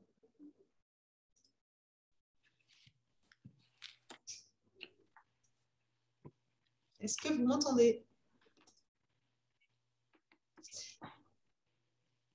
Ok. Bien, je vais poser la question. Je crois que c'est une question pour Bonaventure Mveondo au moment de son intervention. Bonaventure, donc l'écriture des récits, je pense que ça s'adresse aussi pour ceux qui ont travaillé sur l'Afrique de l'Ouest. L'écriture des récits, même si elle les fige et si elle va à l'encontre de la culture orale des civilisations africaines, ne peut-elle pas être une opportunité de diffuser des récits participatifs et acceptables par toute l'assistance ? C'est une question majeure. Au fond, on voit bien l'une des difficultés du monde, c'est que chacun part de sa culture, de ses récits. Et même quand il y a un concept aussi fort que celui d'Ubuntu, j'ai eu personnellement, entre parenthèses, le plaisir de recevoir Mandela à mon université 3 jours après sa sortie de prison. Et nous avons passé toute une journée ensemble qui restera toujours gravée en moi parce que nous avons eu des débats forts. Bonaventure, tous les yeux se sont écarquillés dans les panélistes. Oui, pour dire que j'ai eu à discuter avec ce monsieur et nous avons passé des moments forts. Des moments forts parce que c'était à la fois, d'abord, avec sa délégation, Mandela arrive à l'université 3 jours après son sortie de prison. Il arrive, c'est son premier voyage à l'étranger. Et il débarque dans une petite université et moi je le reçois et je ne sais pas comment faire. On organise donc dans l'auditorium de l'université, bondé de monde, des journalistes venant de partout, ceux qui n'avaient pas pu aller en Afrique du Sud, bref. Et on va avoir plusieurs débats. Je vais lui offrir un de mes livres à l'époque que j'avais rédigé, qui s'appelle « Sagesse et initiation à partir des contes, mythes et légendes », par exemple. Et il va simplement me dire « c'est dommage, c'est pas écrit en anglais, je sais pas lire le français ». Mais au-delà de ça, nous avons eu à discuter. Et moi, la grande question que je lui ai posée et qui va dans le sens... Vous voulez dire, c'était au fond, Monsieur le Président, on l'appelait déjà Président, comment l'appeler autrement, où va le monde ? Dans mon université, quelques mois auparavant, j'avais un bus qui a brûlé, j'avais un amphi qui a brûlé, et c'était les années 90, c'était les années en Afrique de la démocratisation avec tout ce que ça, de la sortie des partis uniques. Donc c'était assez violent et il me regarde et de l'air de dire mais comment se fait-il que vous ne le saviez pas, le monde va là où nous l'emmenons tous. Voilà sa grande définition du monde. Autrement dit, il m'explique que c'est dans cette affaire-là, il y a des hommes de bonne volonté, des hommes et des femmes de bonne volonté, mais il y a le reste. Mais le premier groupe, c'est les moins nombreux, mais ceux-là doivent totalement mouiller le maillot pour qu'on avance. En gros, je traduis ça rapidement. Bref, pour dire que est-ce que la vraie question, et c'est pour ça que la question de Sophie est intéressante, dans des sociétés, je dirais, de tradition écrite, l'écriture fige, l'écriture bloque, et chacun a une mémoire, je dirais, qui, au fond, renvoie à quelque chose de concret. On peut se poser la question, est-ce que l'une des conditions de réécrire la paix, de travailler avec d'autres, est-ce que ce ne serait pas finalement de revenir à l'oralité, c'est-à-dire, au fond, non pas à des écrits, mais à la capacité d'écrire ensemble, peut-être les récits qui nous permettraient d'avancer. Est-ce que, justement, alors c'est la question que le philosophe pose à des juristes, c'est la question que le philosophe pose à tout le monde. Est-ce que là, finalement, la sécurisation des récits, alors bien sûr, on peut les traduire, mais la vraie question, c'est de ne pas en faire, je dirais, une norme fixe, une norme bloquée. Je peux vous raconter une toute petite histoire. Dans mon université, j'avais à l'époque un coopérant français qui avait publié un livre à l'époque, dont tout le monde en parlait, sur, au fond, il était à la recherche, je dirais, des fables de La Fontaine, dont on sait qu'elles sont tirées d'Ésope, etc. Et à l'époque, on cherchait, peut-être en Afrique, est-ce qu'il n'y aurait pas quelque chose qui permettrait de trouver des sources et des origines. Et il avait donc, dans les différents pays où il avait été, interrogé des étudiants et il avait sorti un livre sur la base des sources qu'il a eues des étudiants. Et l'affaire a été beaucoup plus grave quelques années plus tard, quand son corpus congolais notamment, il s'est avéré que les étudiants ont déclaré plus tard qu'au fond, pour avoir de bonnes notes avec leurs profs, ils lui apportaient une version un peu améliorée dans une langue nationale de ces fables de La Fontaine. D'où la difficulté de la sécurisation des sources. D'où la difficulté la nécessité, au fond, de toujours recritiquer les sources et de chercher. Donc, bref, tout ça pour dire, au fond, que je ne dis pas qu'il ne faut pas partager les récits, mais je dis qu'il ne faut pas les enfermer et ne pas toujours leur faire dire ce qu'ils n'ont pas dit, mais peut-être prendre en puissance ce qu'elles peuvent amener. Pour parler avec notre ami qui est à l'IFAN, il y a à Dakar un grand monsieur qui s'appelle Mamoussé Diagne, un ancien enseignant de l'université, qui a écrit un bel ouvrage sur critique de la raison orale, dont j'avais écrit la préface à l'époque, et où on remet en cause un petit peu dans l'espace, bien sûr, Peul Wolof, toute cette dimension de l'oralité. Voilà ce que je voulais dire sur cette question. J'espère que j'ai répondu à la question de Sophie Victoire. Alors, Sophie Victoire, je crois, est revenue, donc peut-être si elle veut intervenir. Sinon, je pense que… Oui, oui, allez-y. Oui, je suis là. Merci beaucoup, monsieur. Je suis assez impressionnée par votre réponse. Effectivement, moi, je suis… Pardon, excusez-moi. J'ai souvent travaillé… J'ai travaillé pendant longtemps sur les récits, pas forcément dans le continent africain, mais sur tous les récits de réconciliation nationale et dans beaucoup de pays Notamment en Israël, il y avait des récits où l'assistance participait à l'écriture du récit en réalité, soit des professeurs qui écrivaient ensemble, soit des gens dans des associations qui se réunissaient en groupe de parole. Et c'est pour ça que je voulais voilà, je voulais poser une question sur ces civilisations africaines parce que voilà, les récits auxquels vous faites allusion sont écrits par une personne, même si ils peuvent être mis en scène par plusieurs, quoi. Et donc, voilà, je voulais avoir voilà, moi, je pensais que... voilà, merci. Non, merci, c'est intéressant. Je crois qu'Adi voulait aussi rebondir. J'ai écrit un livre qui s'appelle justement La paix, toute une histoire, la réconciliation par le storytelling, où je raconte un petit peu de tout ça. Non seulement des récits imposés par les États, mais aussi des récits. La partie la plus intéressante, je trouve, c'est quand même ce qui est les récits nés de groupes de parole et de choses comme ça. Voilà, je vous remercie. Ok, merci. C'est vrai que c'est un peu l'idée aussi qu'on fait attention dans ce travail de bien revenir sur les controverses, sur les limites, les difficultés qu'il peut y avoir autour de ces textes. Adib? Oui, c'est sûr que les deux commentaires font réfléchir. Et puis, pour appuyer simplement les propos de Bonaventure, à savoir par rapport au récit, la dimension participative qui peut exister de manière moins structurée que simplement décider que tous les auteurs s'assoient à la table, que les communautés s'assoient à la table, que ce soit vraiment très participatif.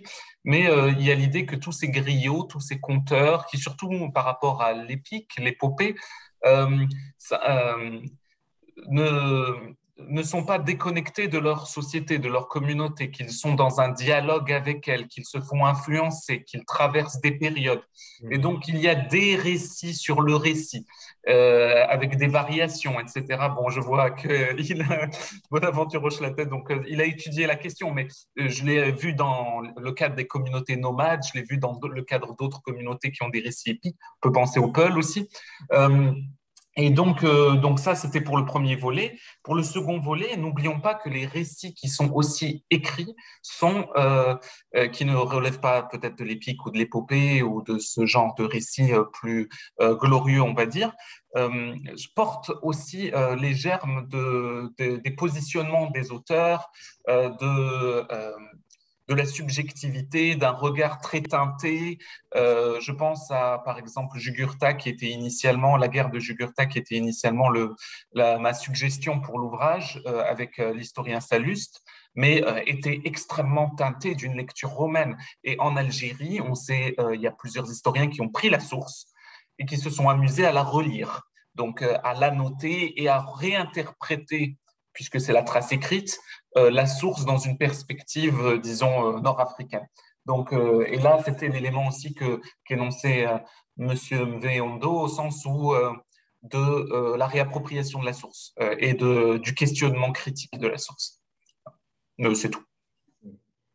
Je ne vous cache pas qu'on passe des nuits blanches sur ces questions-là avec les deux co-éditrices de l'ouvrage. Et beaucoup de gens essaient de nous mettre aussi des freins là-dessus, mais on pense que l'aspect pédagogique de faire connaître ces sources doit prévaloir. Mais il y a beaucoup de précautions, effectivement, à prendre. Alors, je vais passer la parole à Nancy Evoto, qui avait également une question. Et je sens que c'est pour Bonaventure Mveyondo, et je vais éviter de mal prononcer ce qu'elle a écrit. Nancy?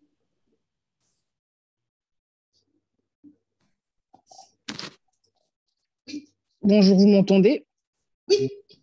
Ok, je vais juste te lire la question alors. Déjà, je salue monsieur Mveyondo. Moi, je suis Betty, je ne sais pas s'il va comprendre. On dit Mbolo chez nous. J'ai bien compris. Voilà. Akiba, donc merci pour la présentation et à tous les intervenants. Et je voulais juste vous demander, en fait, le MVET, c'est très teinté culturellement, c'est-à-dire que ça appartient beaucoup à la culture Fambeti, même si, par exemple, au Cameroun, les Bassa, ça y ressemble un tout petit peu, mais c'est encore différent.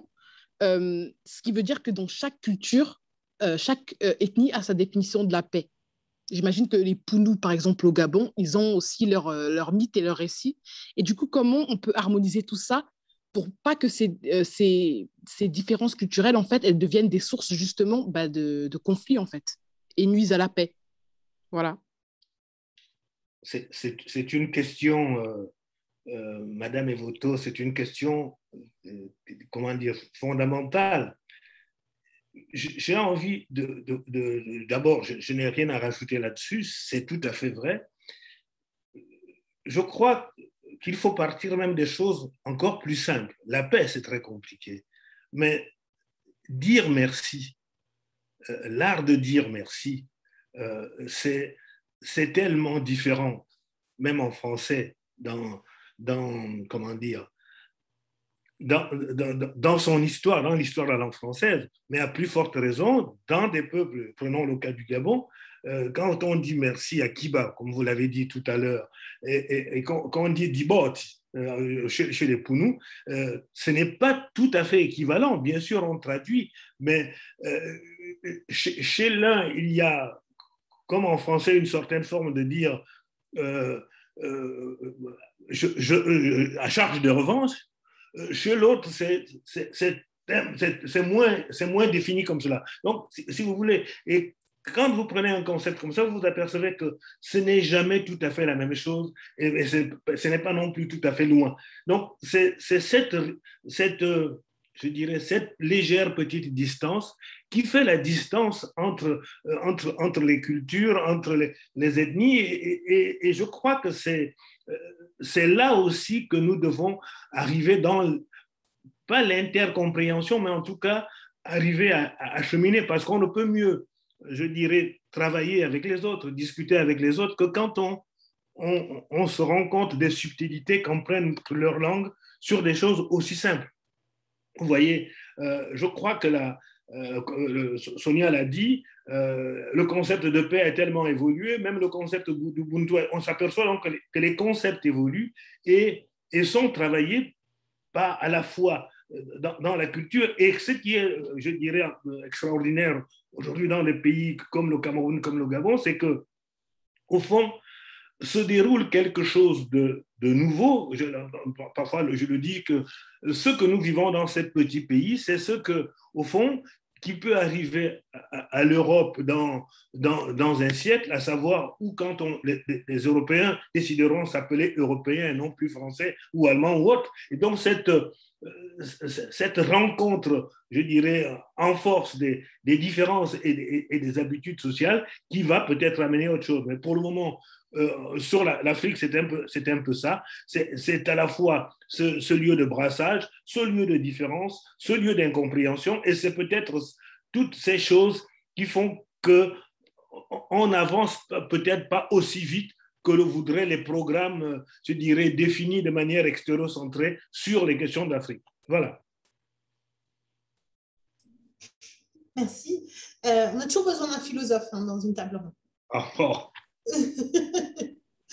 Est-ce que peut-être parmi les panélistes, quelqu'un veut réagir ou ajouter quelque chose sur ces réflexions, ou même dans les personnes présentes? Est-ce qu'il y a d'autres questions en prenant la parole ou pas? Je vois une main qui se lève à Dib et ensuite Ayrton. Moi, ma question était pour Dr Aklock. Quand il a parlé du parallèle qui pouvait exister au nord du Mali, au sens où il a dit cela n'a pas été réexploité au nord du Mali. Est-ce que vous pensez que c'est par une méconnaissance de cette norme, par le fait que ce n'est pas un élément qui a été utilisé sur le plan historique, et auquel cas, du coup, ils ne vont simplement pas s'y référer, parce que et donc, ils vont utiliser des codes très locaux comme Koufa, avec son imaginaire dans le Massina, ou avec les Touaregs, ils utilisent plus les taxes de passage, ils ont d'autres réalités. Mais c'est comme si je voyais que le concept allait très bien fonctionner au nord du Mali, que j'aurais pu voir une application. Et je suis étonné, en fait, qu'il n'y ait pas d'utilisation, peut-être même au sein des communautés maures. Donc, est-ce que vous n'avez pas observé une tentative, ou est-ce que c'est difficile à tracer? Voilà, merci. Oui, merci pour la question. À vrai dire, moi, je n'ai pas été dans ces régions-là, donc c'est c'est des informations de seconde main, et je ne suis pas très sûr que ça n'existe pas. Je pense qu'il y a effectivement des raisons historiques qui font que ce soit moins populaire que dans les régions que je connais mieux, dans la partie atlantique du Sahara. Mais moi, je ne serais pas étonné que la façon, les prélèvements qui sont faits par ces pseudo-États soient perçus par les musulmans, en tout cas par ceux qui se réfèrent aux droits musulmans, comme une moudara ou quelque chose d'équivalent. Parce que il faut qu'ils puissent l'intégrer eux-mêmes à leur vision du monde et le justifier. Donc, le problème, c'est qu'il faudrait faire des enquêtes de terrain et aller voir tous les groupes, en particulier ceux qui ont des références religieuses musulmanes, et particulièrement les morts, même dans les groupes religieux touareg, ça doit exister, parce que ces problèmes de prélèvement de biens, ça existait avant. Et donc, la question, à vrai dire, est assez ouverte. Je suis désolé de ne pas pouvoir mieux répondre. Ça m'intrigue vraiment. Je vous reviendrai là-dessus. Je crois que c'est le principe de la science, hein, c'est de poser des hypothèses et pas avoir répondu à tout. Ayrton, tu levais la main également? Oui, c'était juste pour revenir sur les deux premières questions et sur les réponses de Bonaventure sur la traduction, sur l'harmonie et le fait de fixer des récits quand on les écrit. Et en fait, peut-être pour nuancer un petit peu, il me semble que ce n'est pas si grave si on a une pluralité en fait, de récits dans la manière dont ils sont exprimés et qu'on les traduise sans cesse. Finalement, moi, là, on a dans le texte de Ndiaye Ndiaye que je présentais, comme je disais, il y a 3 langues différentes qui interviennent dans le récit. Au Sénégal, le Wolof est la langue la plus communément parlée, bien au-delà des populations Wolof elles-mêmes. Mais sans doute qu'on perdrait beaucoup en fait à uniformiser ce récit en Wolof uniquement. Et donc, c'est plutôt bien, du coup, il me semble, d'entretenir cette pluralité et quitte. Enfin, moi, j'étudie un petit peu le Wolof et je suis toujours très content de voir que un mot que j'emploie en français, prenons le mot paix, puisse se décliner de différentes manières aujourd'hui en fonction de ma propre compréhension du Wolof, mais demain, je le déclinerai aussi avec d'autres termes. Et pareil pour toutes les autres langues. Donc, on parle beaucoup en ce moment de Barbara Cassin qui a l'air d'être très en vogue sur toutes nos approches. Elle parle d'intraduisible parce que finalement quelque chose qui est intraduisible, c'est quelque chose qui n'est jamais complètement traduit. Et il me semble que c'est plutôt sain d'avoir justement cette pluralité. Donc c'est pas voilà, c'était juste pour dire voilà, c'est pas très grave qu'il n'y ait pas d'harmonie dans les récits qu'on raconte et qu'il y ait toujours cette pas conflictualité dans les récits, mais peut-être cette compétition dans les différentes narrations, finalement. C'était un petit peu une des thématiques, ce qui a été le plus souligné aussi dans la première masterclass qu'on a fait en janvier, c'était sur les différentes façons de penser la paix, et notamment on a parlé de Barbara Cassin, et comment dans chaque langue percevait ou essayait d'interpréter ce qu'était la paix. Et ça m'a fait rire que tu parles d'elle parce qu'elle a aussi travaillé sur les commissions paix et réconciliation en Afrique du Sud. Je ne l'ai pas mentionné tout à l'heure. Tu avais un deuxième point ou non? C'était juste ça? Enfin, c'était déjà pas mal. Oui, c'est bon. Est-ce qu'il y avait d'autres remarques ou d'autres personnes qui souhaitaient rebondir sur ces réflexions qu'on a tous ensemble? Alors, si ce n'est pas le cas, je pense qu'on peut conclure là. Et déjà, merci à tous d'avoir accepté d'être présents ce soir, qu'on puisse aussi un petit peu, on le fera encore plus dans les mois qui viennent et avec la sortie de l'ouvrage, mais qu'on puisse aussi croiser directement nos vues. Moi, je vous avais pratiquement tous lus, mais vous ne vous êtes pas lus les uns les autres. Donc, c'était important de pouvoir comme ça déjà aussi commencer à partager et se faire ce type de moments ensemble. Donc, merci à tous d'avoir été présents.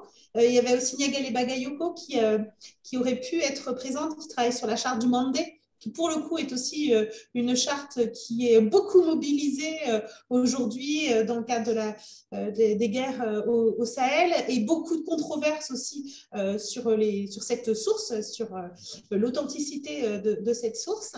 Mais on aura d'autres occasions pour en discuter avec elle.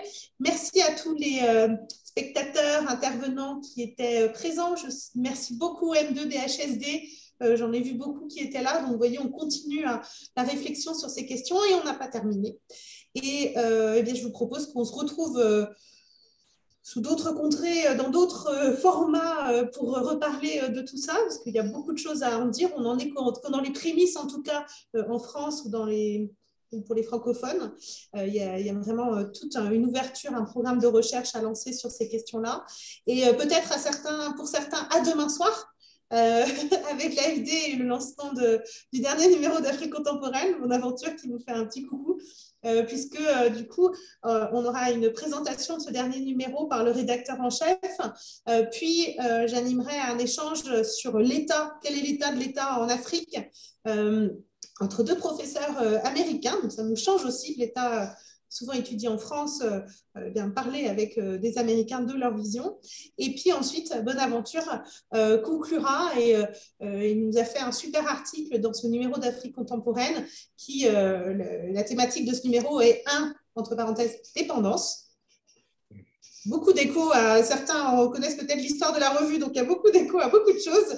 Et je sais que Bonaventure elle a fait un chapitre justement de questionnement sur l'indépendance, la dépendance, l'interdépendance. Et je pense que vous allez adorer l'écouter. Donc merci à tous. Merci. Merci beaucoup Sonia. On partagera l'événement avec les étudiants aussi. Merci beaucoup à tous. Merci. Bonne soirée. Au revoir. Au revoir.